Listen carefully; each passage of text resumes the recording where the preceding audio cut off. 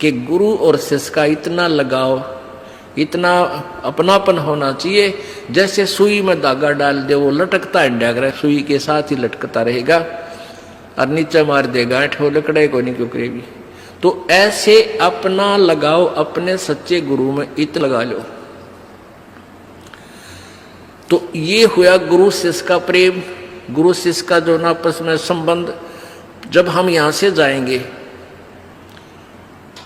तो आपकी यहां से मृत्यु होगी तो आपको गुरुजी ही इतना लगाव होना चाहिए गुरुदेव में कि हमने जो कुछ नहीं चाहिए, परमात्मा गुरुजी आज्ञा पाओ मेरे। तो वो फिर ऐसे आप सीधे वहीं पहुंच जाओगे जहां आशा था वासा हुई। तो अब जैसे गुरु और शिष्य का ऐसे लगाव होना चाहिए जो सुई में डोरा रे, तो ऐसे कहा कि फिर शब्द गुरु चित चेला रे। जो मंत्र गुरु जी ने आपको दे दिया वो तो तेरा शब्द, और इस चित्त ने, इस मन ने उस शब्द जो मंत्र दे रखा उसका चेला बना दे। इस मन को उस मंत्र का, इस सुरत शब्द समावे। तेरी सुरती, तेरी मन, तेरी आत्मा उस दिए हुए मंत्र के साथ ऐसे चिपकी रहे, ऐसा ध्यान रखे, इतना उसका सेवन करे जो सुई में डोरा रही। यानी ऐसे सुरत और शब्द इसको बोलते हैं। जो गुरुजी ने मंत्र आप दिया है उसके साथ इस मन को इतना जोड़ दे जैसे गुरु और चेले का प्यार हो। तो अब कहते हैं सुर कहे कबीर सुनो भी साधो, अब शब्द गुरु चित चेला रे। गुरु और शिष्य का जो लगाव है ऐसा ही इस मन को इस मंत्र के साथ ऐसा लगाव लगा, यानी एक पल बीच न दूर ना हो दे। होले सुहागण सुरता त्यार, मालिक गुर जाना है हेतु तो। होले सुहागण सुरता त्यार है तेरा सुन शिखर बरतार, मालिक गिर जाना। ये सुबह आपको सुना दिया था, अब राधा कृष्ण का विश्लेषण कर रहे हैं। अब नित्यानंद जी, ये तो कबीर जी का अम्बाणी जो आगे आपको सुनाई जा रही है। इससे पहले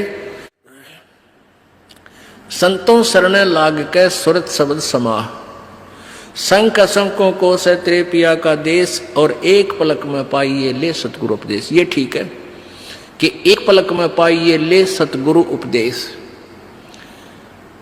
अब 16 शंख कोश की दूरी पर सतलोक है पाताल लोक से, और पूरे संत से नाम लेने के बाद फिर देर नहीं लगे मालिक पाने की। लेकिन आपके अंदर आपके हृदय में ऐसी श्रद्धा मर्यादा अंतिम श्वास तक बनी रहे। सुन सलहली सैल है गगन मंडल के माँ, और प्रेम बिना पावे नहीं चाहे कोट समाधि ला। जब तक आपका प्यार मालिक नहीं उमड़ेगा इतना भगवान मिले नहीं। वर्क डन मिलेगा, किया कर्म अवश्य मिलेगा। जो साधना आप कर रहे हो, भक्ति कर रहे हो, दान कर रहे हो, ये मिल अवश्य, ये जरूर मिल जाएगा, लेकिन मालिक नहीं मिल पाओगा जब तक प्यार नहीं उमड़ेगा। अब कैसे प्यार कैसे उमड़ेगा भाई? जैसे सूरज के आगे बदरा ऐसे कर्म छयारे। भाई प्रेम की पवन करे चित मंजन, फिर जल के तेज नयारे। क्या बताते हैं परमेश्वर गिरिजी, क्या गरीबदास जी महाराज परमेश्वर को पाने की कैसी विधि बताते हैं कि जैसे सूरज के आगे बदरा ऐसे कर्म छयारे। हमारे पाप कर्मों की छाया आत्मा और परमात्मा के बीच में ऐसे होगी जैसे सूरज के सामने घनघोर घटा छा जाती है। वो घटा, फिर वो बादल कैसे वहां से दूर होते हैं। तेज हवा चलती है तो बादलों को तितर बितर कर देती है, और सूर्य का प्रकाश फिर ज्यों का त्यों समक्ष होता है। तो ऐसे कहते हैं कि हम आत्मा और परमात्मा के बीच में जो पाप कर्म रूपी जो बादल हैं उनको कैसे दूर फेंका जाए, कैसे छांटा जाए, कैसे खत्म किया जाए। जैसे सूरज के आगे बदरा ऐसे कर्म छयारे, प्रेम की पवन करे चित मंजन झलक तेज नयारे। प्रेम की पवन, इन पाप कर्मों को काटने का, इनके हटने का क्या लक्षण होता है। आपको यहाँ बुलाया जाता है, ज्ञान सुनाया जाता है, आप जी को मंत्र दिए जाते हैं, आप जी को प्रेरित करके आपके हाथों से 2 पैसे दान करवाए जाते हैं, दंडवत प्रणाम कराई जाती है। इस सब का उद्देश्य है कि आपका हृदय इतना विनम्र हो कि परमात्मा की चर्चा चल की आंखों से आंसू की धारा बह जा, दरिया बह निकले, चर्चा चले एकांत में बैठ के या कहीं चर्चा चले दाता की, रह रह कर आंखों में आंसू आने लग जाएंगे। जब मालिक की चर्चा चलेगी तो समझो आपके पाप कर्मों के बादल कटन लाएंगे। जैसे सूरज के आगे बदरा ऐसे कर्म छयारे, ये प्रेम की पवन करे चितमंजन फिर झलक तेज नयारे। तो यहां नित्यानंद जी भी इसी का समर्थन कर रहे हैं। सुन सलैली गैल है गगन मंडल के माँ, बिना प्रेम पावे नहीं चाहे करोड़ समाधि ला। और जब तक मालिक में प्यार नहीं होगा, उसकी चर्चा सुनते ही आत्मा में ये झड़ नहीं लगेगा आंसुओं का, तो तब तक बात काची रह रही है आपकी। लेकिन होगा, अभ्यास बढ़ाओ, मालिक की भक्ति करो, ज्ञान सुनो, और अवश्य होगा। यही प्रोसीजर है। किसी के घने बादल हैं, किसी के थोड़े घने हैं, वह भी इसी तरीके से हटेंगे, हवा चलती रहेगी, धीरे धीरे उनको इधर उधर कर दी।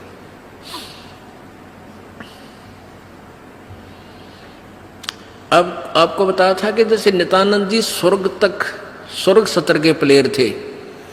अब जैसे डिस्ट्रिक्ट लेवल पर यानी जिला स्तर पर बच्चे खिलाड़ी खेल खेलते हैं, नियम वही होते हैं उनकी एक ही जैसे, और जो राज्य स्तर पर खेलते हैं उनके भी नियम वही होते हैं, लेकिन लाभ गणा होता है। और जो राष्ट्रीय स्तर पर खेलते हैं नियम उनके भी वही होते हैं, और जो इंटरनेशनल लेवल पर खेलते हैं नियम उनके भी वही होते हैं। तो नित्यानंद जी जो बता रहे हैं ये वही नियम वही है। अब क्या बताया उस परमात्मा की यहां जाने का। परमेश्वर क्या बताते हैं, होले सुहागण सुरता त्यार तुझे माल्य के घर जाना है। अब सुहागण कौन है और कुंवारी कौन है? जिन आत्माओं को पूर्ण परमात्मा संत से प्रभु का नाम नहीं मिला तो वो तो कुंवारी है, और जिनको परमात्मा का नाम मिल गया उनकी सगाई होगी परमात्मा से, गुरु बिचौले ने उनकी सगाई करवा दी। अब जिनको परमात्मा का नाम मिल गया तो आपकी सगाई होगी उस मालिक से, पूर्ण परमात्मा से, और गुरु बिचौले ने आपका यू नाता जोड़ दिया। तो इसलिए कहा कि होले सुहागण सुरता त्यार, जो उपदेशी आत्माएं हैं वो सुहागण हैं, और जिन्हें नाम नहीं लिया है वो अभी कुंवारी है। और जो सुहागण होगी जिसकी सगाई हो जाएगी तो वही आशा कर सकती है पिया के घर जाने की।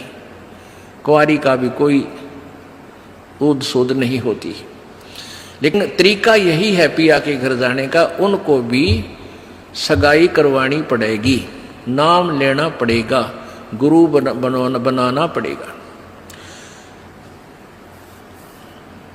तो उन सुहागन आत्माओं को, उपदेशी आत्माओं को परमात्मा कहते हैं होले सुहागन सुरता त्यार तन माल्य के घर जाना है। अब तुझे वहां जाने का तेरा काम बन गया, यानी स्टार्ट हो गया ये प्रोसीजर। ब्याह भी होगा, सगाई हुई है तो ब्याह भी होगा, ब्याह होगा तो फिर सारा काम होगा, पति के घर भी जाएंगे। तो हम स्टार्ट कर चुके हैं, हमारा काम शुरू हो गया। फिर क्या बताते हैं, होली सुहागण सुरता त्यार तुझे मालिक घर जाना है, तेरा सुन शिखर बरतार। सुन शिखर यानी शिखर माने चोटी में, सुन माने सब जहां कोई और नहीं, केवल वही एक मालिक और उसका लोक है।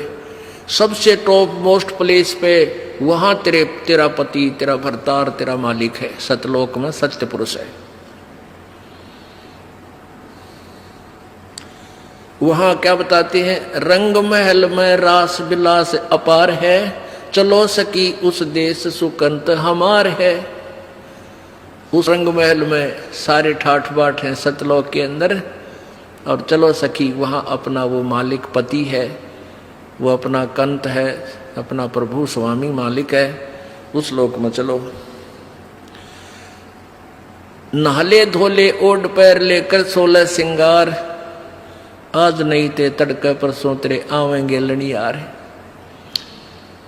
अब नाना क्या है, धोना क्या है, इस सत्संग रूपी दरिया में, गंगा में अपने अंतःकरण के मैल साफ करे। ओढ़ पैर ले, यहां क्या ओढ़ना है, क्या पहनना है, कौन से आभूषण है कि साधु जैसा भाव आपके अंतःकरण का दिखे, भक्ता कैसे लक्षण हो, ये तरह ओढ़ना है। और सील, संतोष, विवेक, दया भाव है, ये इस प्रकार के 16 तरह आभूषण है जो एक जैसे लड़कियां वैसे ही उदाहरण देने पड़ते हैं उन्हीं के आधार से। लड़कियां शादी जब हो जाती है तो आभूषण पहनती हैं इसलिए कि तू अपने पति को अच्छी लगेगी।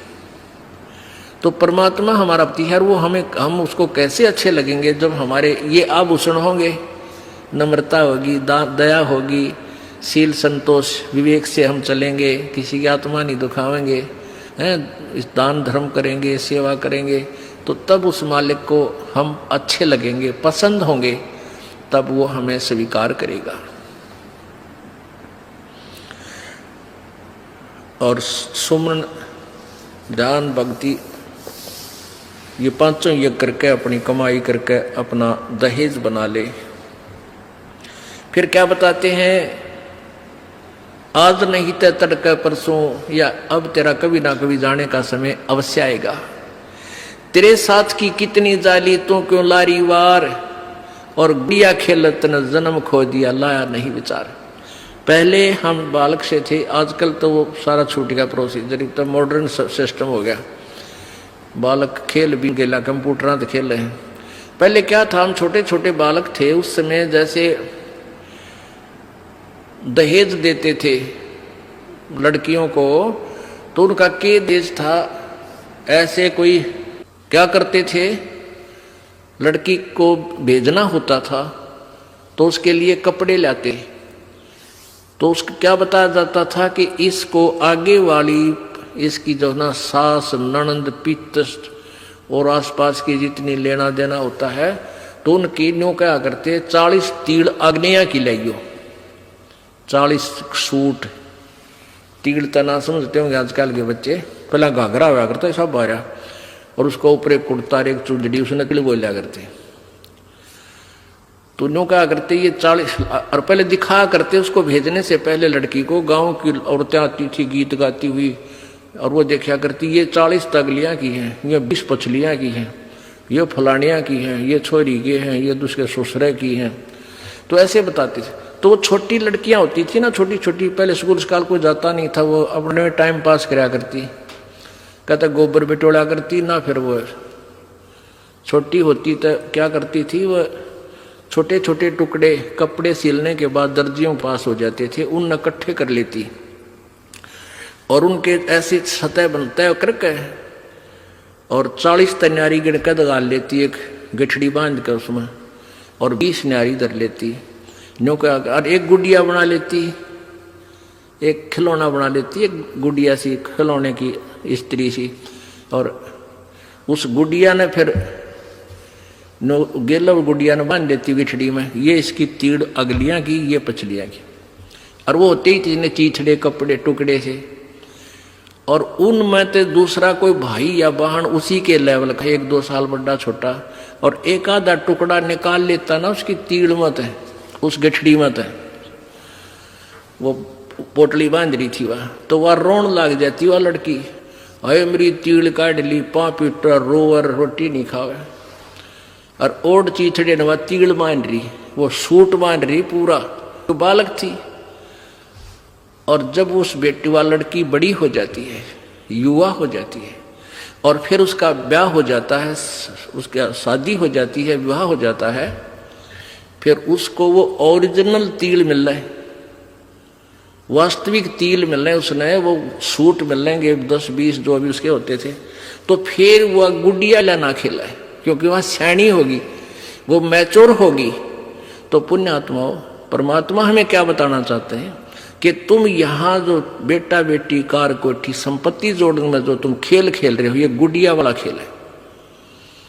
और जब आप इतने मैच्योर हो जाओगे, आपका ज्ञान इतना स्वस्थ हो जाएगा, आपको ये पता लग जाएगा कि ये सब नकली सांग है, झूठा सुख है, अस्थायी टेम्परेरी रिलेशन है हमारा यहाँ पर, और हमारा स्थान सतलोक में है।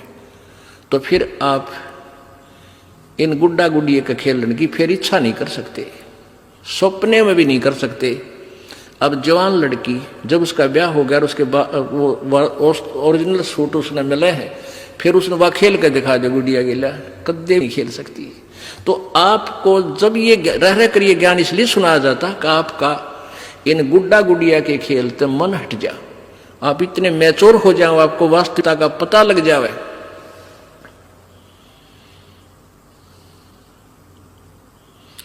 तेरे साथ किए कितनी जाली, तू क्यों लारी वार। गुड़िया खेलत जन्म गवाया, लाया है नहीं विचार, बालक घर जाना है। कितने ते गुड़िया खेल खेल जन्म खो दिया अपना सारा, यही कार कोठी बेटा बेटियां की जोड़ तोड़ में लगा रहा। अब उस सच्चाई से परिचित हो, फिर पुनः इन गुड़िया से नहीं खेलेंगे। अब तो चलो हैं, अब का जावे कहाँ। फिर भक्ति से, ज्ञान से, और कुछ ही समय दिनों में ऐसा समाधान आपका प्रभु कर देगा। बालक बच्चे भी आपके भगवान से डरने वाले, महात्मा की भक्ति करने वाले होंगे, और कुछ दिनों में आपको फ्री कर देगा प्रभु। अब भक्ति करें, बच्चे इतने बुद्धिमान समझदार हो जाएंगे, भगवान से डरने वाले होंगे कि अभी माता पिता ने अपना पूरा काम कर दिया, अभी इनको डिस्टर्ब ना करो। और वो परमात्मा से विश्वास करने वाले होंगे कि भी हमारा किया हमें मालिक जरूर देगा।